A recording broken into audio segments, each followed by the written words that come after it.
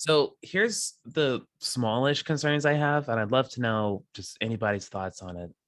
Um, I don't ever feel really great about receiving data from the client and using that in general. So what we would be doing is, if we move it to here, we would allow this header to be set with any requests, and we would be overwriting it. And what's the reality that someone's going to set it? Like, that's one question. Another question is, when we've had this discussion before with doing client side based metrics for GraphQL, is it possible to check like our authentication method? Are we using the CSRF token? Like, if we're using the CSRF token, we know this is likely coming from our page as opposed to someone's crafting a request manually or something. And so maybe we want to check that as well. What are your all thoughts on that? Of like, we're receiving something from the client, we're going to overwrite, the value of this method from something that could come from the client. I don't know. What do you all think? My first response is to don't trust the client without some gate or something. I don't know. Yeah. Or at least verify or validate the input in some way. So if we know all categories up front, we could just check them.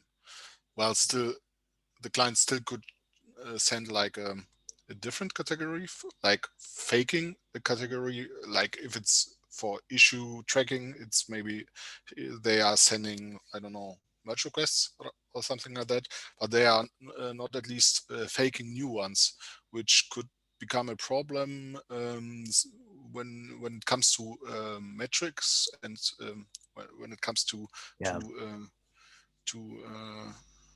cardinality of metrics, because they are increasing in that way. So they could just spam our Prometheus. That's a good point. So we should at least check or validate the input nonetheless. Okay. So can I ask a naive question, but I guess, do we allow GraphQL calls to be made without, or are they like external? They can be. It's just like an API. That's kind of what I was going to mention when you said about CSRF. That's interesting, but obviously, I don't know what one I would say is primarily, if it's primarily hit by the GitLab site itself or 50-50, or that's a really interesting metric. I'd love to know how many of the requests are coming from the GitLab website versus external. But as it's an API, I almost think that the primary usage of it would be outside. But that doesn't mean to say that you could have almost like an optional CSRF type tokeny thingamy-bob. The other thing that I've seen, I don't know whether we're going to run a mile when we hear this, but is a sort of, what we call it, almost like security for obfuscation. So if we were to use a code of some sort rather than an English, do you know what I mean? So the header, I'm not going to say it's encrypted in any sort of way, but I just seem thinking, what are people going to try? What are they going to be looking to achieve by maliciously manipulating this? And that's, but I had not considered, hey, we don't want to spam the cardinality of our metric with junk. And that would be, if someone had the insight, and now there's a pairing session talking about it, but if someone had the insight, well, it's open source at the end of the day, so they're always going to be able to look at the code and see that's why there's only a certain amount that we can. So there is one other issue though. GraphQL is the beast that can interact with a lot of categories within the same request. Like, you can pull the data from groups, issues, merge requests, whatever you want else within a single merge, within a single request. So you cannot say, even so, you cannot say, well, this is not in REST API, you know that if you're accessing projects or issues, that's a certain category, right? You can bind it somewhat to the API, whereas in GraphQL, you cannot really do that. So now, and that's a really great point too. And this is kind of a trade-off we've decided to iteratively accept right now. We're still, and in parallel to all of this, working on getting traceability to feature categories and stuff from the backend, from the actual resolvers and the fields. But right now, it's just every GraphQL thing goes in one bucket. And so we're trying to just start on splitting it up from, and here's the downside too, we would be splitting it up from what is the feature category of the page the user currently was on. It's not net, and that could be different for the same request. Yeah. That's interesting, because that was going to be my sort of response prior to your response, was saying, well, no, we're not interested in what it is they're trying to consume, it's where they're consuming from. But is that what's the word I'm looking for? Is that you're just doing that because that's the best you can do? That's not what you actually want to do. It's the best right now, and it's better than when we're at. It's better than having no segregation. It gives us some things to target of like, these are performing worse than these, and like it will give us some sort of information like that. I just wonder if what you said, this is supposed to be like a baby step towards, would almost be easier to do the within the resolvers or wherever you were saying. Yeah, and then I that's kind of what I want to do that, but I would agree that I think doing it from the front end, just at the value, is questionable, but there's others that think that it's still worth it. So that's kind of. Are you saying that you were expecting and hoping that you were testing us to see what answer you? Well, I'm always testing you guys.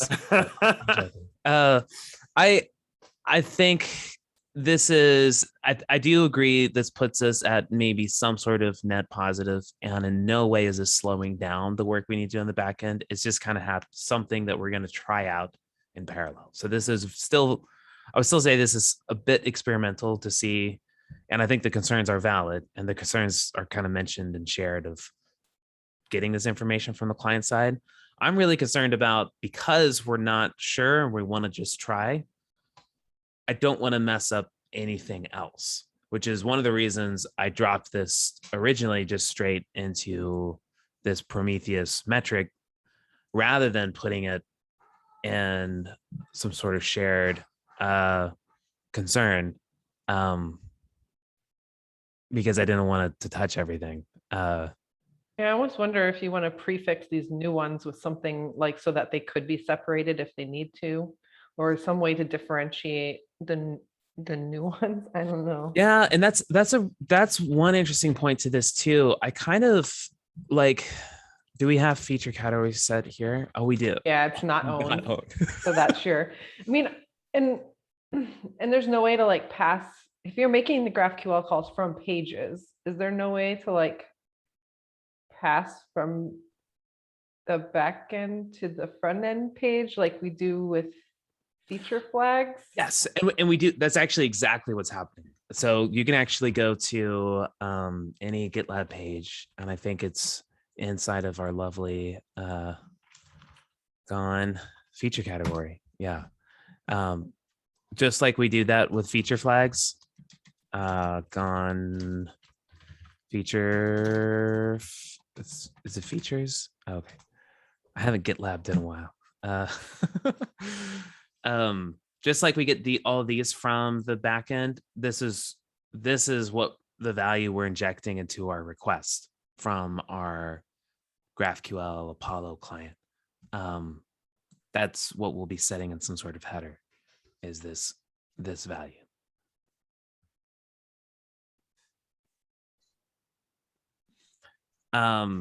But so as far as values that come from the front end, though, like, someone that's just doing weird stuff could totally change this or change something that's happening here. And that's where, yeah, ideally we would have this traceability of feature category to resolver or field all in the backend. But right now, I think we're willing and wanting to try this. But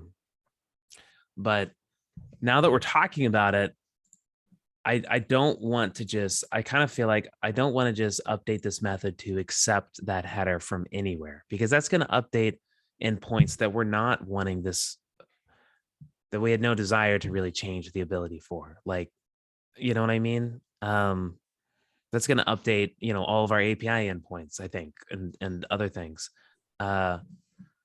What if,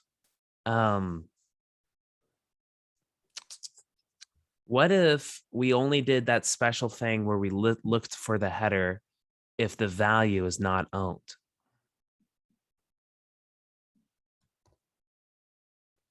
Seems valid.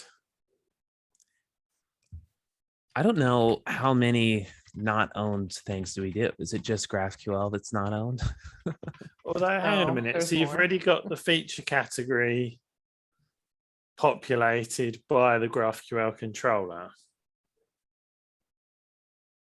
but it's populated with not owned in all instances. So can't we just have a before action in here that populates the feature category with what we want it to be? Oh, that's interesting. Oh, that's a really interesting idea. I had no idea. I don't know. Does it look Because like that was a really good point that you made, that you don't want it for anything other than GraphQL. So right? let's stick it in here, or As close to GraphQL as you can, so it's very clear that it's really only happening there. It's a good Yeah. idea. Yeah. Do you know, am I able to call this before act? I have no idea what I'm talking about. So please stop me and interrupt me and tell me what to do. So yeah, I'm sure someone clever can tell you what this feature category actually, because I only learned recently about our what's it called, like stripped white space. I don't know if it is a concern or something like that. So it looks like these are, so that is actually calling that method in the with feature category.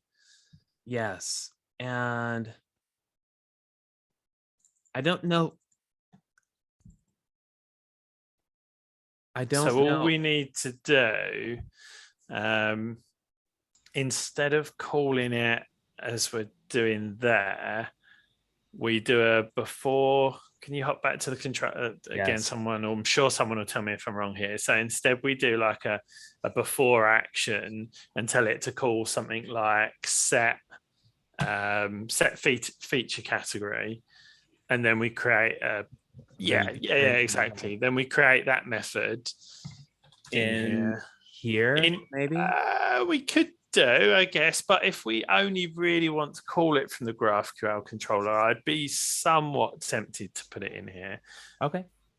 But you know that I'm unqualified to be giving you that advice. Yeah, that's fine.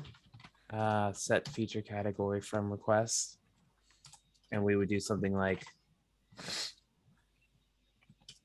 and gosh, I don't know how to get headers from anything. How do you get headers? I guess it'd be the same as the code that you used in your hacky. Should be request.headers, I think. Is it actually spelled out request? I don't know. Let me check. Programming. I don't know. Yeah, I'll have to Google. It's fine. Yeah. It is. Yeah, we are allowed to Google, right? Request.headers, it should be, yeah.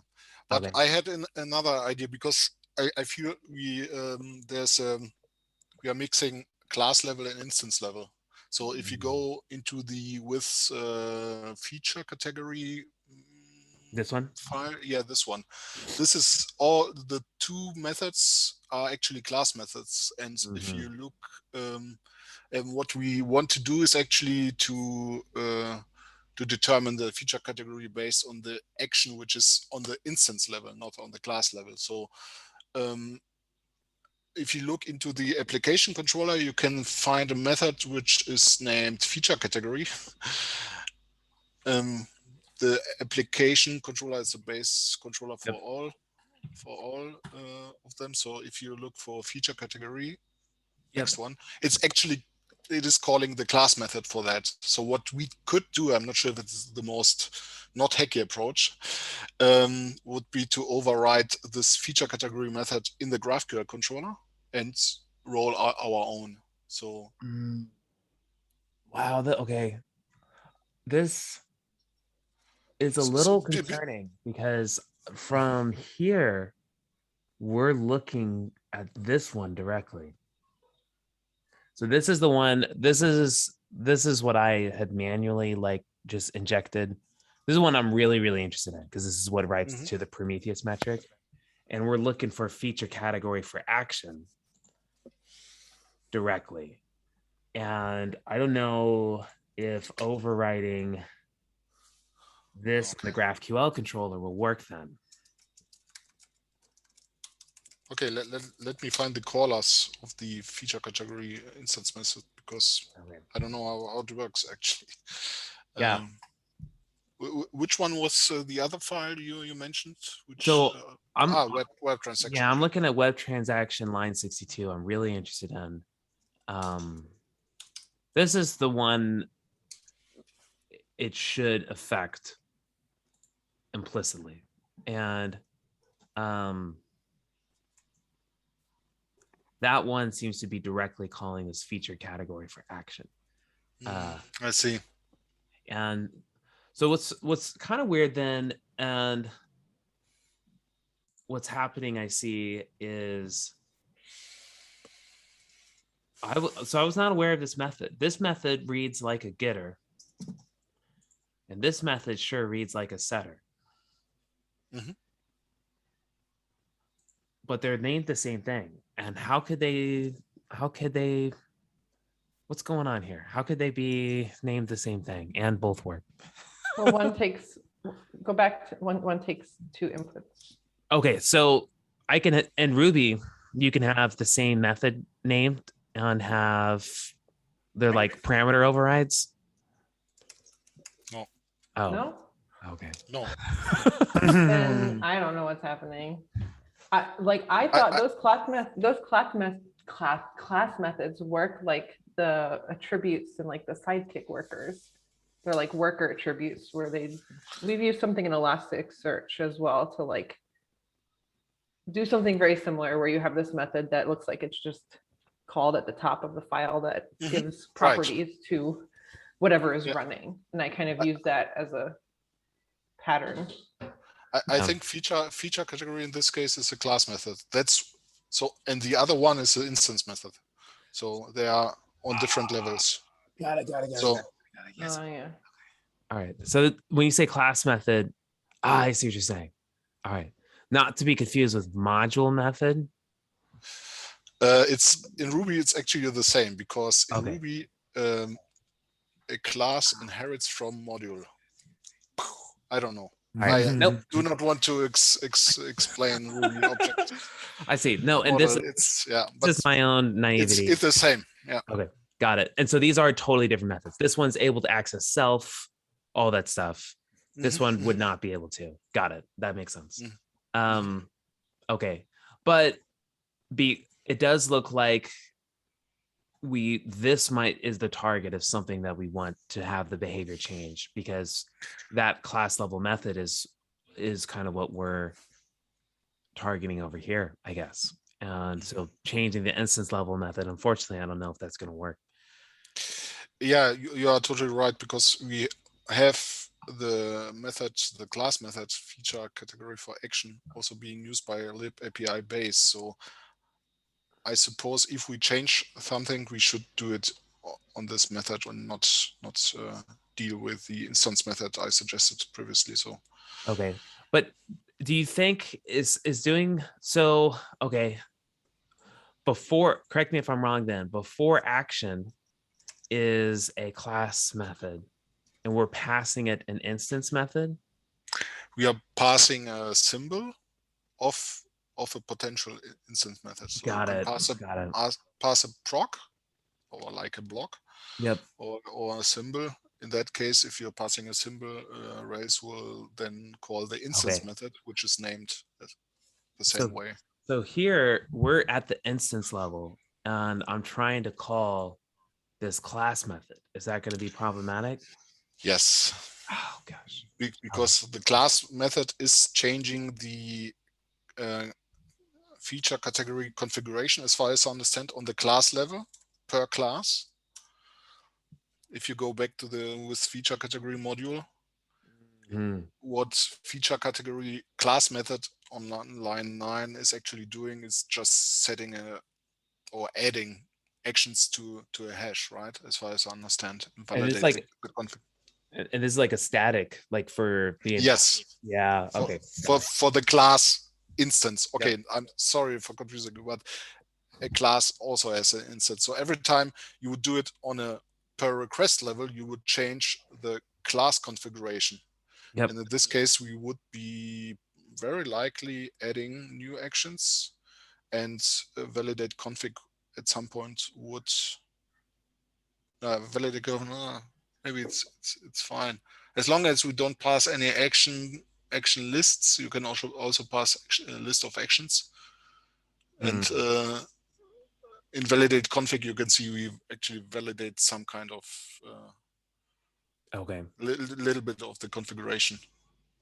So okay, but it didn't look like it was doing any checking to make sure that the feature category was valid, or that the action was valid. Yes, that's true.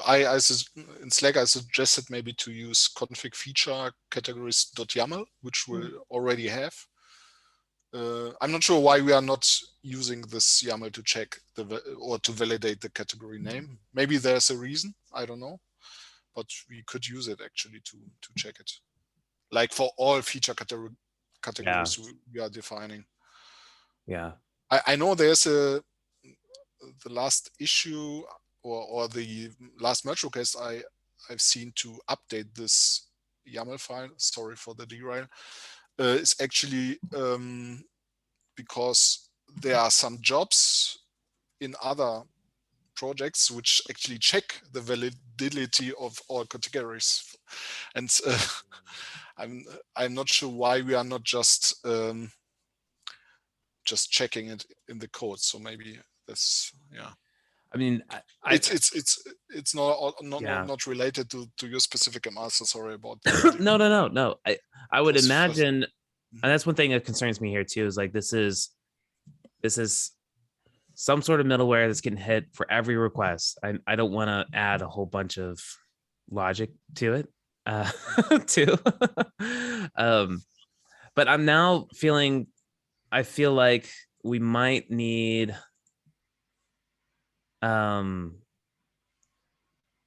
okay. I feel like maybe we need to have a way that we can expose some sort of class method here to do like read feature category from request or something like that. And then somehow that we can write something like that to, oh gosh, this is just an array of this hash of arrays. I don't know.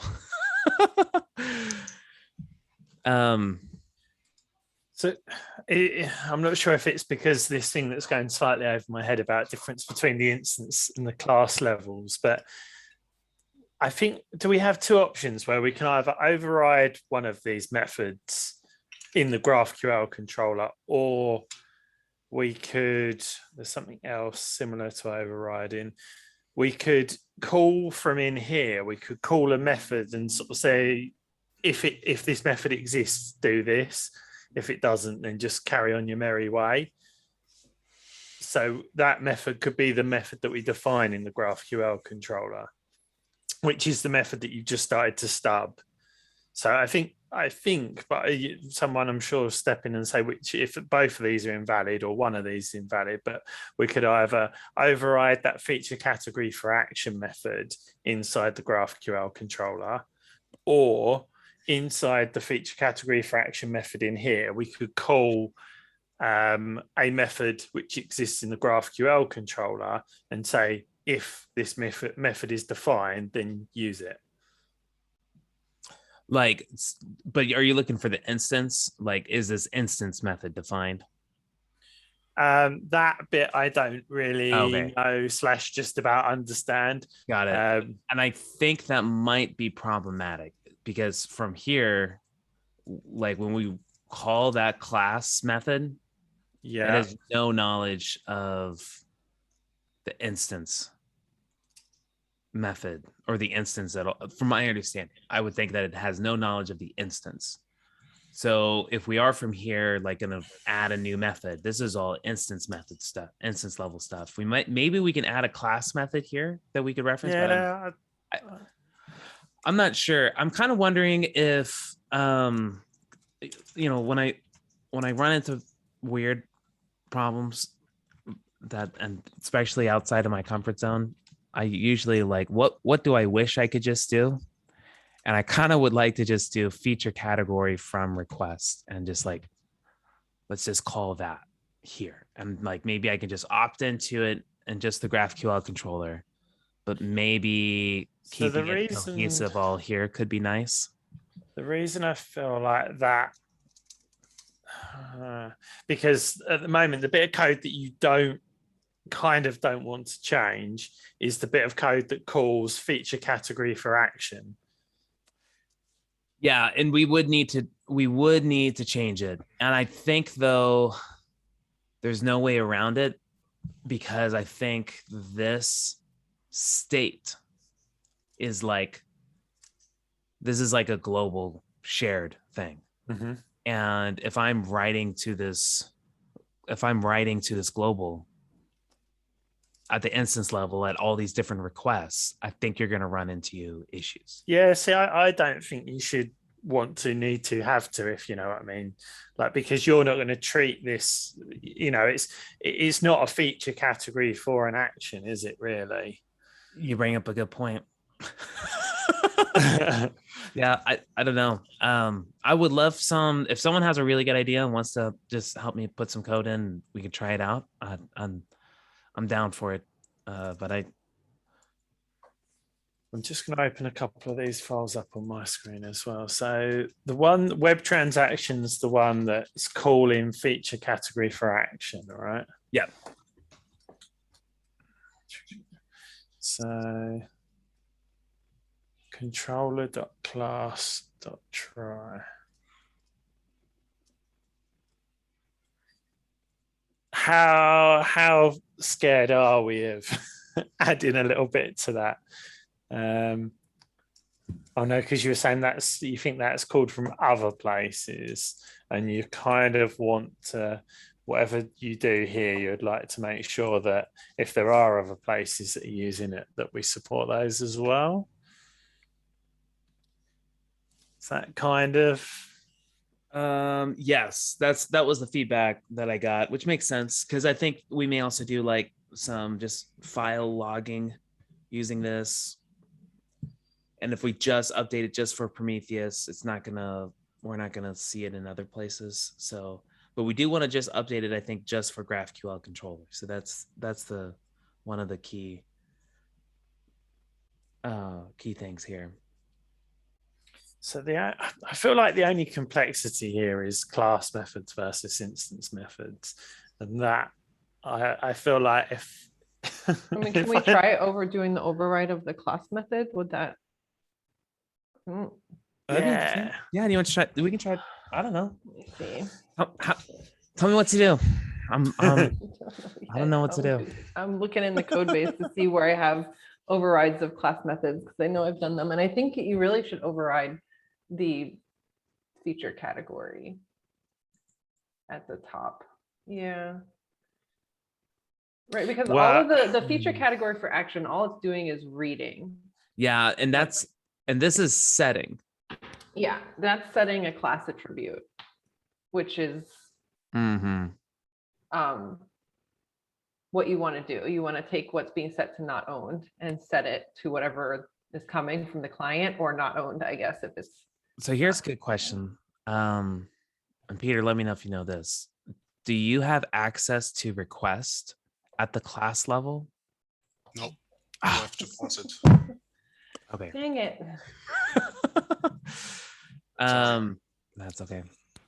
Why do we always? So that does complicate things a bit. So somehow, because I don't want to necessarily update, ideally we wouldn't be updating like the interface too much, but that's maybe what we want to do. I kind of feel like I don't know the answer to how can we get requests from here. And even if I'm setting it here, like how am I going to get the requests? Because that needs to be at the instance level. These are all class level methods. So over here in web transaction, when I call this is just a weird part of how these like transaction things work. All of the information you want actually lives in this like environment variable, even headers and stuff just all lives in this glorious hash.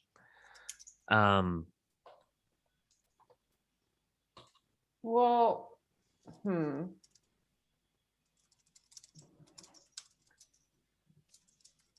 But I think you can also get the request from here. From here, from this place, I think you can get the request.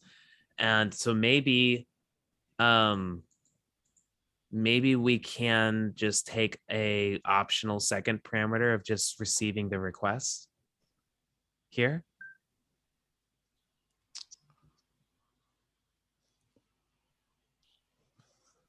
This method? Okay, Or wait. which one?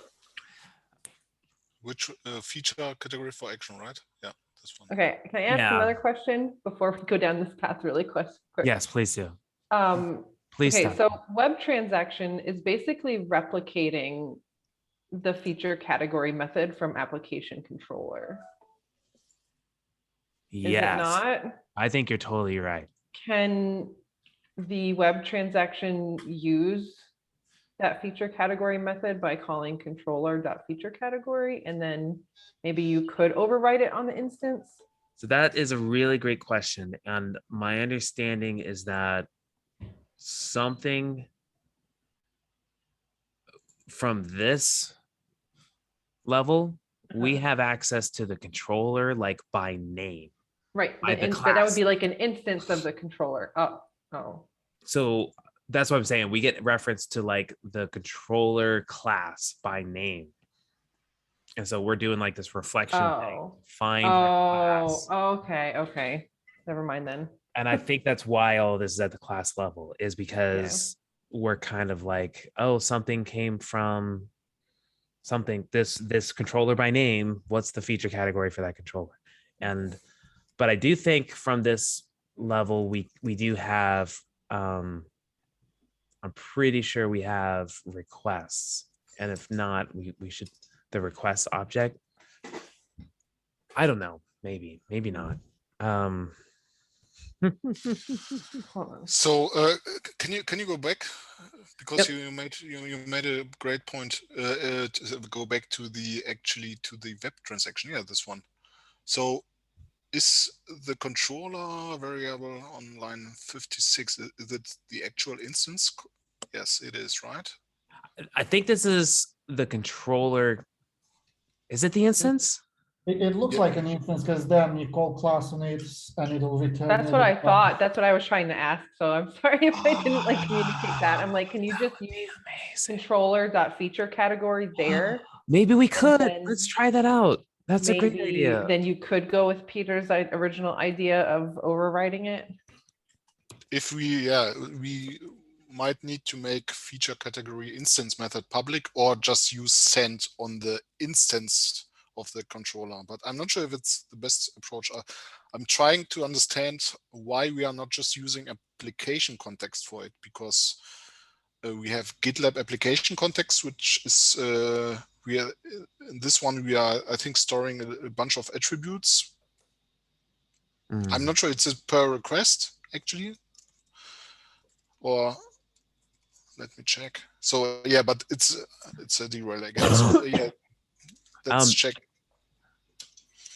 I would just say the derails have had some really good conversations come of them. So continue to that. Well, yeah, this is a great point, and I think making feature category public makes so much sense, because I'm here outside of the instance trying to call the method.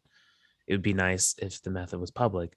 I don't know how great we feel about, adding to application controllers public interface, because this is, the God controller. No, I feel like maybe it's the baby step, the first iteration, just introducing it on GraphQL controller, because you can optionally, you can sort of say only if this does exist, do this. If it doesn't, do something else, right? So we'd have our fallback to the existing code. Isn't feature category and the application controller actually public already? Because I don't see the private. I scrolled up and I saw protected. protected. Yeah, I saw protected above it. And where is it? It's in there. There it is. Yeah. But either way, since we are using send anyway, we can just leave it protected, because it's already using trying to call a non-public class method anyway. So I don't know. Okay. So it's. It does bring up the other question of other things referencing feature category for action, which I'm not sure. Lib API base, as far as I understand, is the only one calling that.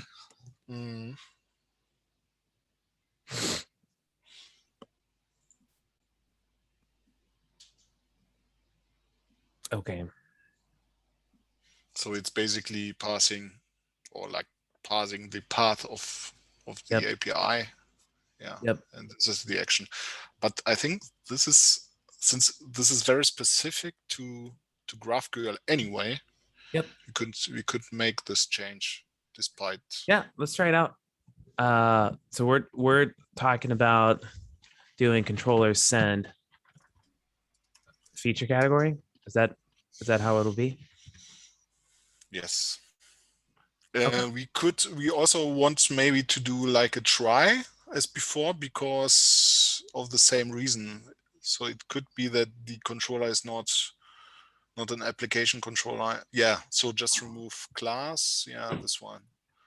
And so try is like a Rails method, I think, which tries to call a method on an object, and if it isn't defined, it doesn't raise, as we usually do in Ruby, but it just returns nil, as far as I understand. Okay, so then do we want to maybe call what we were doing before? If this fails, like maybe, does that seem helpful? That was what I had in mind. Yeah. But then if that feature category already exists on the base application controller, what's the value of it? Is it what we actually want?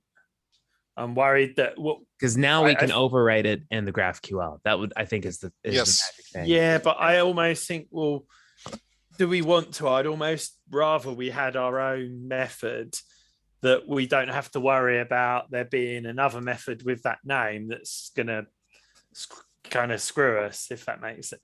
You see what I mean? Like, is the current feature category definition going to return the same thing as feature category for action? No. And if it's not, then we don't want to use it. We want to create our own, something with a different name. So you're saying maybe we want to do something feature like feature category override. Right. Yeah, that bang on. That's it, spot on. Yeah. So you're saying maybe we do something like this. Yeah. Yes. And fall back. Yeah. Bingo. I would still call to S, or you're right, 2S is fine. Yeah, not using 2S is fine. Yeah. Okay. Right here is probably not using 2S. Mm-hmm. Okay. Yeah. So then, okay. So then this thing which we did this feature category not owned thing, but I could just then introduce, does it matter if it's private or public?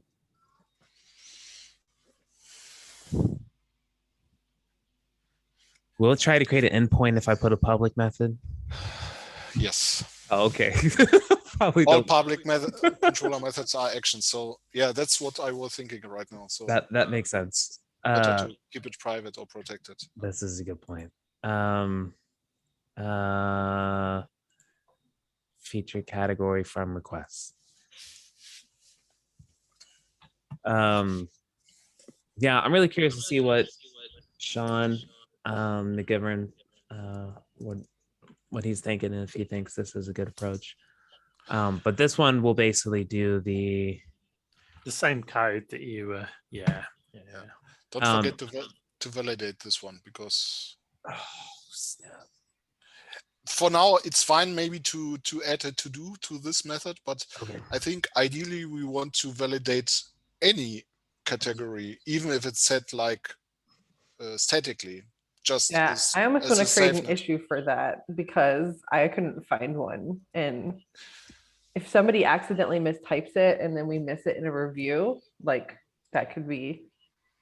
Can we create an enum that they all live in? Does that kind of thing make sense? Or No, we have a config YAML, so we just need to read this config YAML. So if you config feature categories in this, it's a file generated by a script actually. Yeah, this one. Yeah. Mhm. So in Slack channel I posted two resources. One merge request which actually updates this YAML file, and the jobs the job which failed. Yeah, if you can you open the job which failed, because the job is actually doing what we should do in the code. I feel maybe I'm wrong. Which job? If you go to the Slack channel backend pair, sorry, I can paste yeah, it. you're good. I can. Yeah, the last one. Maybe I'm wrong. I'm not very proficient in that area. I wonder what this is. Yeah, this is interesting. This is actually checking the feature categories, and I'm not sure why it's done this way. Maybe. Oh, this is an infra job. Yeah, but we have the information. We should have the information actually. Yeah, I do wonder if that's doing the same thing. I think I have the infra project, and I'd be able to look that up, check that. I don't think I do. No, that is interesting, and yeah, that's a good question, and it looks like Sean is already involved here, so I will be able to ask him that question too, and I'll make a note of that. Well, this has been wildly helpful, and I will ping you all. Thanks for pairing when I push up a commit for this. But yeah, thanks so much for your help on this and talking the problem out. I feel better about not adding something that's going to touch everything, adding something just to GraphQL. And I think this was informative. I feel better about class methods and instance methods make more sense. Yeah, and I learned that there was an instance method for feature category. I did not There you go. realize there was one. Yeah. So it's good to know. All right. Well, thanks everyone for hopping on, helping out. Really appreciate it. Awesome. See Have you a good later. day. Catch you Bye. later. Bye.